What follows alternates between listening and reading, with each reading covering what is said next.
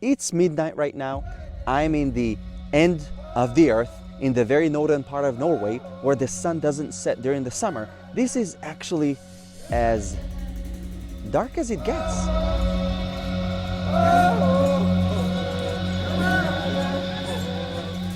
I'm in Samiland right now, where the indigenous Sami people originate. The Sami people live in a land that is today called Norway, Sweden, Finland, and a part of Russia, just like the Jewish people who come from Judea and live in a land that is now known as Israel.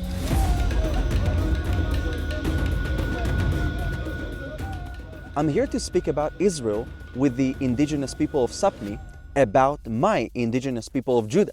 But it's actually interesting that there is a lot of similarity between the Sami and the Jewish people.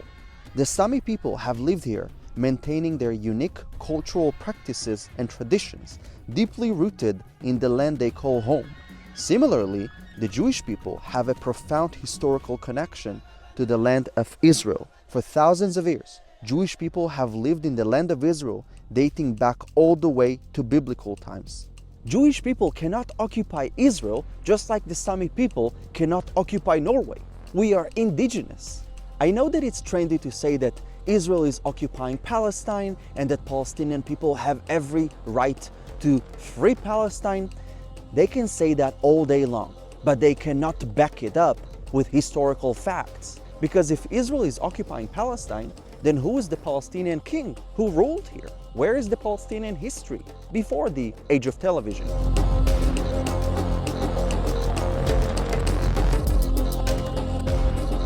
The Jewish people faced numerous challenges, including the Babylonian and Roman exiles, which led to a diaspora spreading the Jewish communities across the globe. Despite this dispersion, the yearning to return to their ancestral homeland remained a central tenet in the Jewish identity, culture, and religious practice.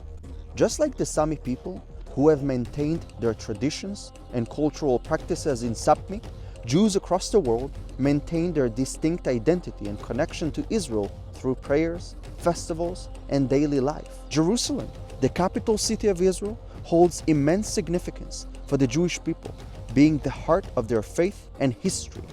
The Palestinian leadership says that Jerusalem is their capital and not the Jewish capital, but they cannot explain why it is theirs. Both the Sami and the Jewish people face a common struggle for recognition of their indigenous status.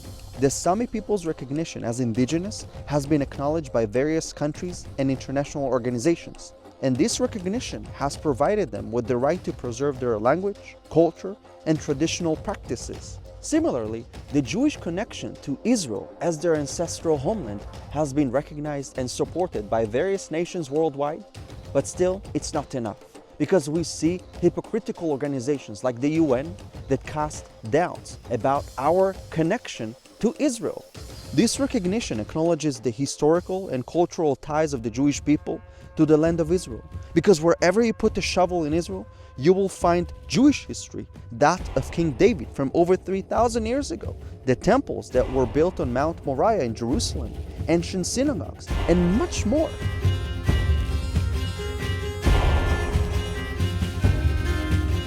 The bottom line is that we cannot occupy what already belongs to us. History is not the problem here, because if we go that route, we are going to win this argument.